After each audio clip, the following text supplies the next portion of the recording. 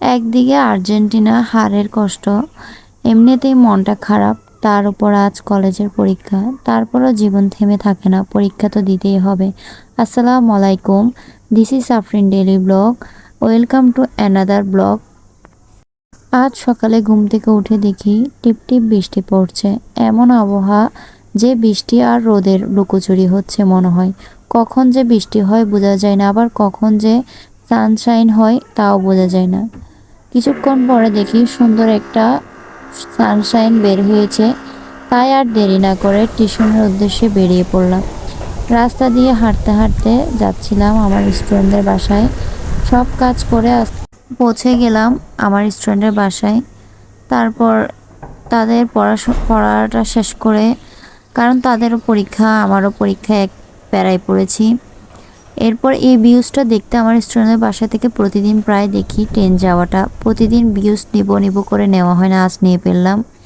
যাক, বাসায় এসে অবশেষে আমার নিজেরও পড়া শেষ করতে হবে, তাই তাড়াতাড়ি করে পড়তে বসলাম। আমাদের তো অলরেডি এক্সাম শুরু, সাথে আমার স্টুডেন্টদেরও পরীক্ষা চলছে। দুই দিকে পরীক্ষা সামলাতে সামলাতে আমি হিমশিম খেয়ে যাচ্ছি। যাক, আলহামদুলিল্লাহ তাও চলছে।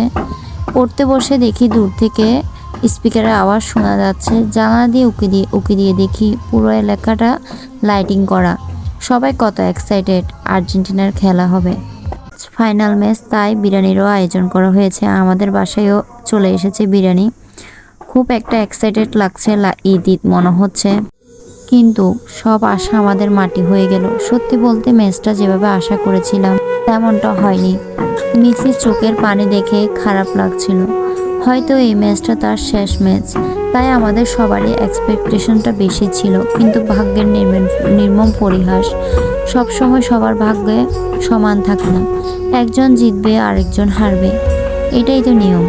কিন্তু মেসির এই শেষ সময়টা আমরা, তার ভক্তরা তার এই অশ্রু ভেজা চোখে দেখে আমাদের মন সহ্য হচ্ছে না। তার এই কান্না লক্ষ লক্ষ জনতার চোখের অশ্রু এনে দিয়েছে।